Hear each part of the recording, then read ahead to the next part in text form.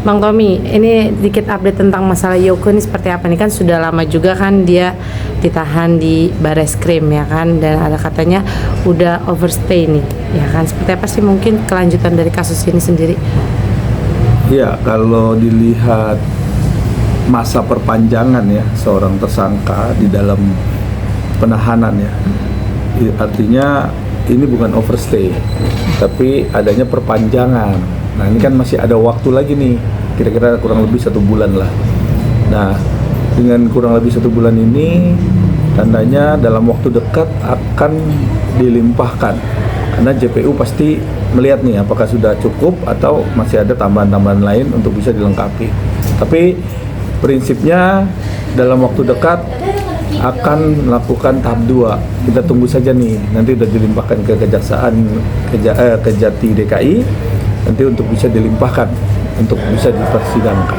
Oke, berarti sudah ada kabar itu akan dilimpahkan segera ke tahap 2 ya, masalah Yoko ini. Ya, tentunya ini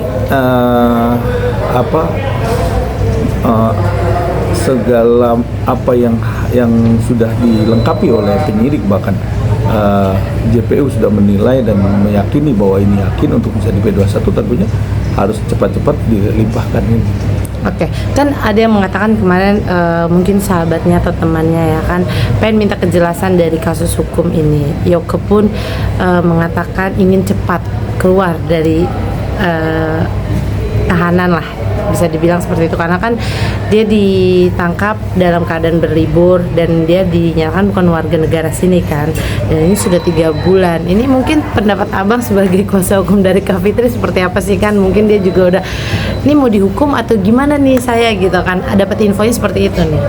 Iya, kalau bicara masalah sudah 3 bulan, terus delik aduan, bahkan juga pasal yang disangkakan kan itu kan artinya bersesuai dengan aturan berapa lama seorang itu ditahan.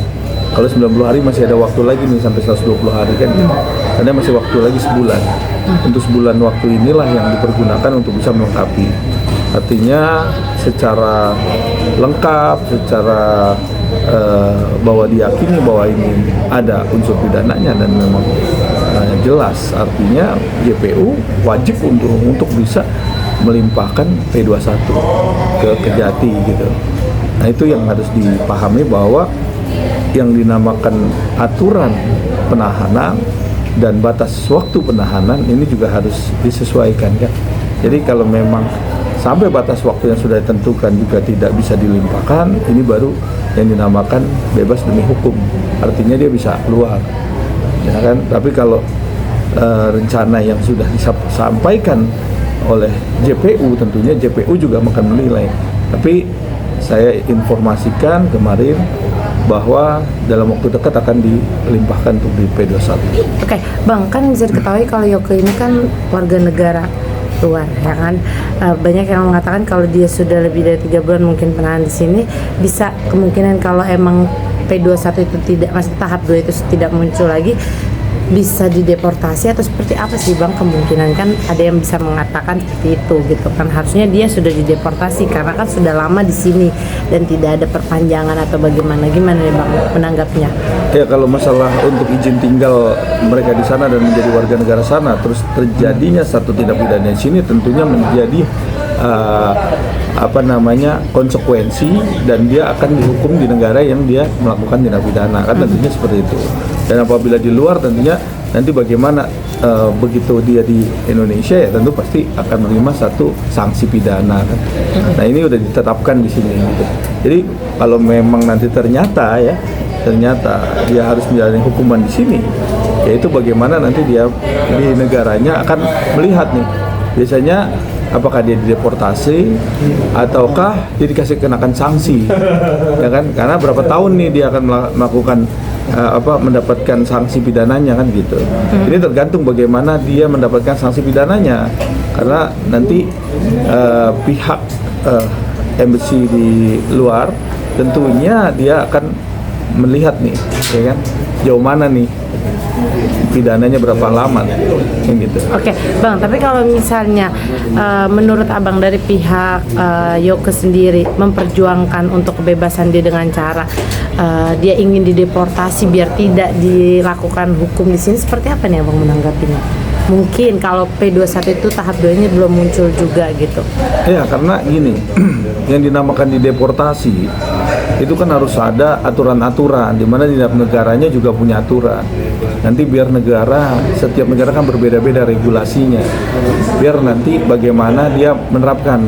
Kalau memang misalnya ternyata hukumannya lebih dari 5 tahun penjara, itu bagaimana kan gitu? Ataukah hukuman pembunuhan atau narkotika dan macam-macam tuh, banyak spesifiknya. Makanya setiap negara punya aturan. Kalau memang ternyata dia terbukti melakukan tindak pidana misalnya 5 tahun dan memang aturannya begitu, ya dia dideportasi, ya kan? Nah, bagaimana aturannya itu? Biasanya aturan regulasi negara setiap negara beda-beda gitu. Oke, Kak Fitri sendiri mengetahui sudah sebentar lagi akan tahap 2, seperti apa tanggapannya? Ya, artinya proses hukum tetap dihormati. Kita melakukan monitoring dan kita bisa melihat nih seberapa jauh sudah proses hukumnya, dan sekarang ini tinggal proses hukum tinggal menunggu untuk dilimpahkan di kejaksaan. Itu aja sih kalau dari Kak Fitri, tinggal nanti di persidangan lah yang bisa dibuktikan ya seberapa jauh nih ya kan dia sudah melakukan hal-hal yang tentunya kita semua melihat ya, negara Indonesia ini melihat juga medsosnya yang dilakukan seperti apa. Oke, Bang, nanti setelah di persidangan apakah Kak Fitri akan hadir, Mas Kak, untuk kalau hadir dipastikan hadir. Kalau hadir dipastikan hadir. Dan pasti mengikuti semua acara sidang. Apa yang sudah didalilkan kan. Nanti tinggal kita faktakan juga di persidangan. Nanti kemungkinan ada damai nggak sih, Bang? Mungkin kan setelah seiring berjalannya waktu sudah sejauh ini dan sudah selama ini, mungkin kan ada kemungkinan nggak sih dari Kak Fitri untuk memaafkan dan berdamai, seperti apa? Sampai saat ini belum ada, tapi kita coba tunggu. Lihat aja nanti kan pada waktu mau persidangan atau nanti pada ujung kan kita kan belum tahu nih. Coba kita lihat nanti aja. Oke, terakhir mungkin sampai seperti apa sih perasaan Kak Fitri ini ingin memberi pelajaran kepada Yoke sendiri gitu? Ya, pada prinsipnya segala sesuatu ya, tindak pidana ataupun bentuk-bentuk yang dirasa ini meresahkan, yang membuat satu hal yang tidak nyaman di dalam media sosial, baik itu juga kepada pribadi dan orang lain tentunya, ini menjadikan satu pokok cermin ya, potret ya, hukum di Indonesia terhadap Undang-Undang ITE, terhadap bagaimana mencemarkan nama baik seseorang, bahkan juga menjelek-jelekan nama seseorang, bahkan juga institusi yang harus juga menjadikan satu efek jera yang bisa dilakukan oleh semua pihak. Jadi kita nggak ada tebang pilih gitu kan, harus segera kita buat yang secara bijak lah di media sosial itu kan, untuk membangun, untuk sebagai bentuk pendidikan, membangun dan melihat segala sesuatunya itu dengan nyaman, dan tidak ada yang hal-hal yang ibaratnya memberikan statement yang tidak baik kan, seperti itu. Ini kan contoh kan, ini negara kita kan negara lagi mau berkembang, kok udah ada isu ini isu itu segala sesuatu, sehingga menjadi panas ya kan, segala sesuatu yang panas itu kan nggak enak ya gitu. Oke. Satu lagi nih, Bang. Setelah 3 uang kan mungkin Yoke berteman dengan Nikita Mirzani ya kan, dan sekarang sesama ini kan saling sama-sama dihukum nih. Mungkin ada tanggapan dari Kak Fitri, ini mungkin efek jera juga nggak sih buat NM ya kan, mesti memperlihatkan nih kalau tidak boleh semena-mena atau sefrontal. Ya, saya rasa, saya nggak tahu ya Pak ini berteman atau enggak, tapi yang jelas supremasi hukum di Indonesia ini kan sudah ditegakkan.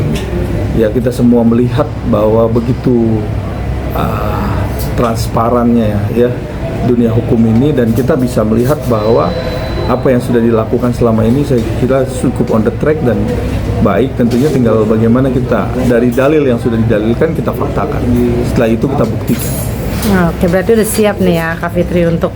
Kalau Kak Fitri sampai tadi masih komunikasi dengan saya, dia siap untuk sampai di persidangan untuk bisa dari dalil-dalil yang sudah disampaikan tuh dia buktiin. Oke, terima kasih Bang. Siap.